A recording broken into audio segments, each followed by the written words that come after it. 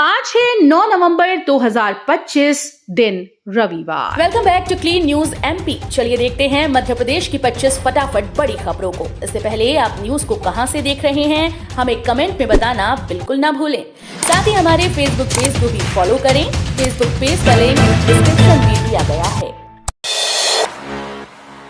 Pensioners को high court से बड़ी राहत, सरकार को 6 महीने में एरियर चुकाने का आदेश।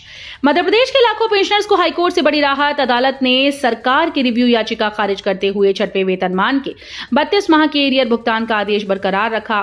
कोर्ट ने राज्य सरकार को निर्देश दिया है कि 6 महीने के भीतर पेंशनर्स को बकाया राशि 6% ब्याज सहित चुकाई जाए।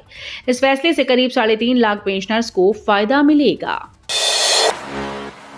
13 नवंबर को किसानों के खाते में आएंगे पैसे। सीएम मोहन यादव करेंगे भावांतर योजना का ट्रांसफर।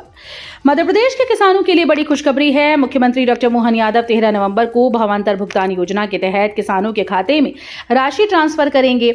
सरकार ने सोयाबीन का मॉडल रेट 4,000 रुपए प्रति क्विंटल से अधिक तय किया। मुख्यमंत्री ने बताया कि किसानों को एमएसपी का पूरा लाभ दिलाने के लिए अतिरिक्त 1,300 रुपए प्रति क्विंटल दिए जाएंगे। सीएम ने कहा कि प्रदेश की किसान हितैषी सरकार हर अन्नदाता के साथ खड़ी है। मध्य प्रदेश में फिर बढ़ेगा चीतों का कुनबा। दक्षिण अफ्रीका से आएंगे 8 नए मेहमान। भारत की महत्वाकांक्षी चीता परियोजना के तहत मध्य प्रदेश में एक बार फिर से चीतों का कुनबा बढ़ने जा रहा है। दक्षिण अफ्रीका के बोत्सवाना से आए 8 नई चीते भारत लाई जाएंगी। इनमें 2 नर शामिल हैं। फिलहाल सभी को 1 महीने के लिए क्वारंटाइन में रखा गया है और भारत भेजने से पहले उनकी पूरी चिकित्सकीय जांच की जा रही है। वर्तमान में देश में कुल 27 चीते हैं, जिनमें 16 भारत में जन्मे हैं। अशोकनगर में 100 करोड़ का बायोगैस प्लांट बनेगा। किसानों और युवाओं को मिलेगा बड़ा लाभ। मध्य प्रदेश के अशोकनगर जिले में विकास की नई राह खुलने जा रही है। बीपीसीएल सेमरखेड़ी गांव में 100 करोड़ रुपए की लागत से कंप्रेस्ड बायोगैस प्लांट लगने जा रहा है। शासन से मंजूरी मिलने के बाद विभागीय प्रक्रिया शुरू हो गई है। ये जिले का पहला बड़ा औद्योगिक प्रोजेक्ट होगा, जिससे स्थानीय किसानों की आय बढ़ेगी और सैकड़ों युवाओं को रोजगार के अवसर मिलेंगे। एमपीपीएससी 2023 रिजल्ट जारी। अजीत मिश्रा बने टॉपर। दमोह के अभिषेक डिप्टी कलेक्टर बने। मध्य प्रदेश लोक सेवा आयोग ने एमपीपीएससी 2023 का फाइनल रिजल्ट जारी कर दिया है। पन्ना के अजीत मिश्रा ने टॉप किया। दमोह के अभिषेक जैन का चयन डिप्टी कलेक्टर पद पर हुआ। सागर के यशपाल स्वर्णकार तीसरे स्थान पर रहे और उन्हें भी डिप्टी कलेक्टर बनाया गया। सतना की प्रिया अग्रवाल 6वीं रैंक लेकर डिप्टी कलेक्टर बनी। कुल 229 पदों के लिए परीक्षा हुई थी, जिसमें 197 उम्मीदवार सफल हुए। खरगोन में डीआईजी बहुगुणा ने की अपराध समीक्षा। गंभीर मामलों पर सख्त कार्रवाई के निर्देश। निमाड़ रेंज के उप पुलिस महानिरीक्षक सिद्धार्थ बहुगुणा ने खरगोन पुलिस कंट्रोल रूम में शनिवार को वार्षिक अपराध समीक्षा बैठक की। डीआईजी ने थाना प्रभारियों और एसडीओपी से लंबित और गंभीर अपराधों की समीक्षा की और फरार अपराधियों की धरपकड़ के निर्देश दिए। बैठक में गौवंश परिवहन, अवैध हथियार तस्करी, महिला अपराध, जुआ सट्टा और संपत्ति अपराधों पर विशेष फोकस रखा गया। उन्होंने संबंधित मामलों को सर्विलांस पर रखने और कोर्ट में अंतिम प्रतिवेदन प्रस्तुत करने के भी निर्देश दिए। एमपी में 60,000 युवाओं को रोजगार। सीएम मोहन यादव ने नियुक्ति पत्र वितरित किए। मध्य प्रदेश में युवाओं को रोजगार देने की दिशा में सरकार सक्रिय है। मुख्यमंत्री मोहन यादव ने भोपाल में आयोजित कार्यक्रम में वन विभाग और लोक स्वास्थ्य व चिकित्सा शिक्षा विभाग के 877 नवचयनित कर्मचारियों को नियुक्ति पत्र वितरित किए। उन्होंने बताया कि राज्य में अब तक लगभग 60,000 पदों पर नियुक्तियां हो चुकी हैं और लक्ष्य 1 लाख से अधिक पदों को भरने का है।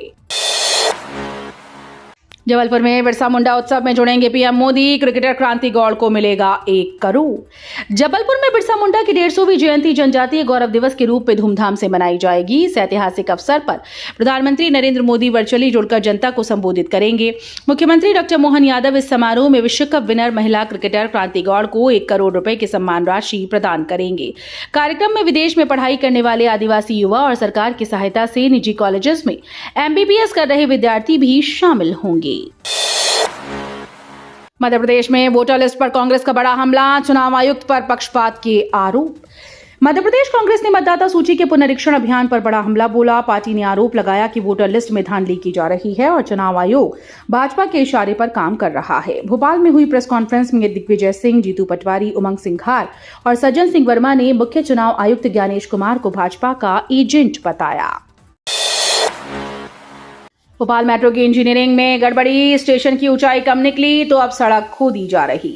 भोपाल में मेट्रो निर्माण के दौरान इंजीनियरिंग की बड़ी गलती सामने आई है। केंद्रीय विद्यालय स्टेशन की ऊंचाई मानक से कम रखी गई, जिसके कारण अब सड़क को 1 फीट तक खोदना पड़ रहा है। मैदा मिल रोड के पास 150 मीटर हिस्से में खुदाई कर संतुलन बनाने की कोशिश की जा रही है। कम ऊंचाई की वजह से बड़े ट्रक, ट्रॉले और डंपर यहां से नहीं गुजर पा रहे। विशेषज्ञों का कहना है कि ऐसी गलती से न सिर्फ यातायात प्रभावित होगा, बल्कि मेट्रो स्टेशन की सुरक्षा पर भी असर पड़ सकता है। एमपी कांग्रेस में बड़ी अंदरूनी जंग। कार्यकारी अध्यक्ष ने शहर अध्यक्ष पर हत्या की धमकी का आरोप। मध्य प्रदेश कांग्रेस में गुटबाजी एक बार फिर से खुलकर सामने आ गई। इंदौर में कार्यकारी अध्यक्ष देवेंद्र सिंह यादव ने शहर कांग्रेस अध्यक्ष चिंटू चौकसे पर हत्या की धमकी देने का गंभीर आरोप लगा दिया। यादव ने पुलिस में लिखित शिकायत दर्ज कर एफआईआर की मांग की। उन्होंने चौकसे और उनके सहयोगी लोकेश हाडिया पर जान से मारने की धमकी देने का आरोप लगाया और सुरक्षा की गुहार लगाई।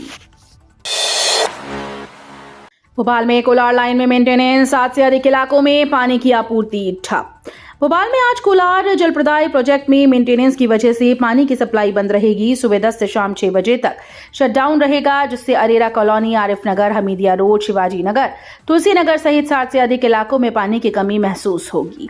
नगर निगम जरूरत पड़ने पर पानी के टैंकर भेज सकती है। टंकियां खाली होने की वजह से सप्लाई प्रभावित होगी। मेंटेनेंस पूरा होने के बाद सोमवार से पानी की सामान्य आपूर्ति बहाल कर दी जाएगी। दतिया में धीरेन्द्र शास्त्री के पुतले दहन पर बवाल, पथराव में 3 घायल।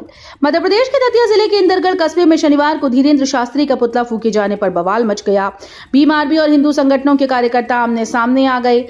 नारेबाजी के बीच स्थिति इतनी बिगड़ी कि दोनों पक्षों में पत्थरबाजी शुरू हो गई, जिसमें 3 लोग घायल हुए। हालात काबू से बाहर होते देख पुलिस ने लाठीचार्ज किया और वाटर कैनन से भीड़ को तितर-बितर किया।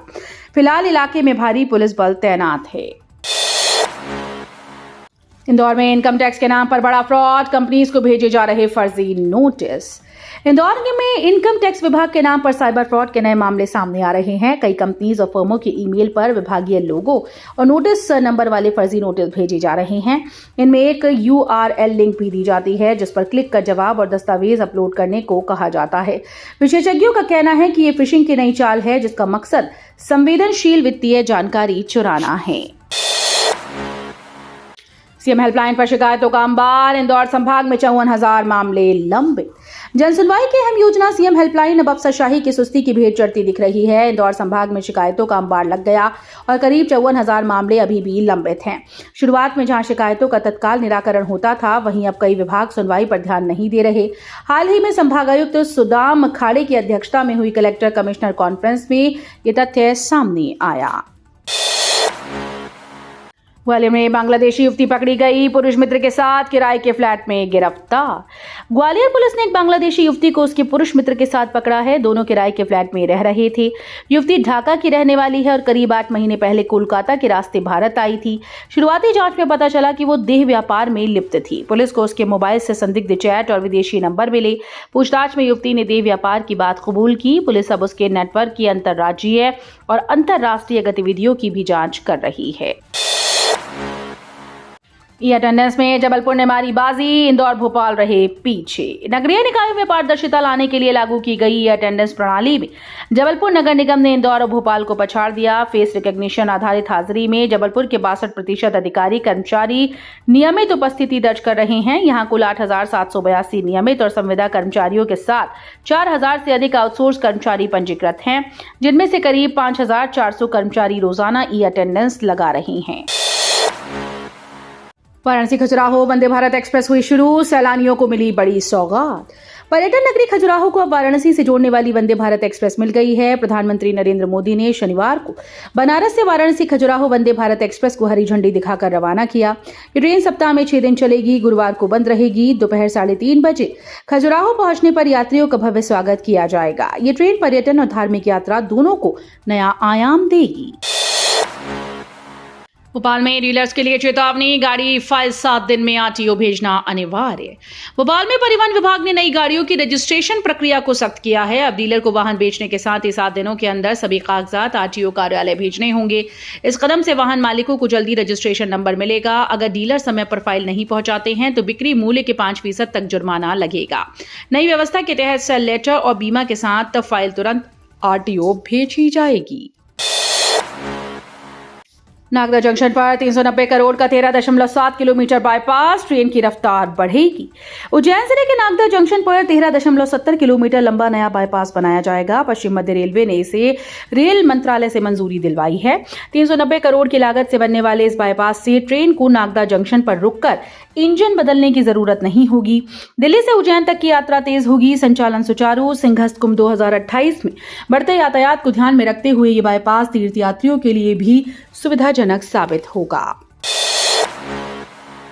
इंदौर में मस्जिद के पीछे अवैध मदरसे पर चला बुलडोजर। इंदौर के डॉक्टर अंबेडकर नगर में मस्जिद के पीछे बिना अनुमति के बनाए जा रहे मदरसे पर प्रशासन ने कार्रवाई की। शनिवार दोपहर एसडीएम राकेश परमार के नेतृत्व में अधिकारी और पुलिस मौके पर पहुंचे। जेसीबी की मदद से करीब 300 वर्ग फीट के भूखंड पर बनाई गई दीवारों को जमींदोज कर दिया गया। रक्षा संपदा विभाग की टीम ने अवैध निर्माण को रोकते हुए बताया कि ये जमीन इकबाल रशीद की ओर से दान की गई थी। मिड डे मील विवाद पर राहुल गांधी का निशाना, बोले पीएम और सीएम को शर्म आनी चाहिए। श्योपुर जिले के एक सरकारी स्कूल में बच्चों के अखबार पर मिड डे मील खाने का मामला अब तूल पकड़ता जा रहा है। कांग्रेस नेता राहुल गांधी ने इस घटना पर प्रधानमंत्री और मुख्यमंत्री को आड़े हाथों लेते हुए कहा कि उन्हें शर्म आनी चाहिए कि देश के भविष्य को इतनी दयनीय स्थिति में पाला जा रहा है। राहुल ने सोशल मीडिया पर वीडियो साझा कर भाजपा सरकार पर तंज कसते हुए कहा कि उनका विकास सिर्फ दिखावा है, जबकि असली सच्चाई सिस्टम की लापरवाही और संवेदनहीनता को उजागर करती है। इंदौर के मल्हारगंज में मेट्रो स्टेशन का विरोध तेज, व्यापारियों ने जताया रोष। इंदौर में मेट्रो परियोजना एक बार फिर से विवादों में है। मल्हारगंज में प्रस्तावित मेट्रो स्टेशन के विरोध में व्यापारियों ने शनिवार को अपनी दुकानें बंद रखी।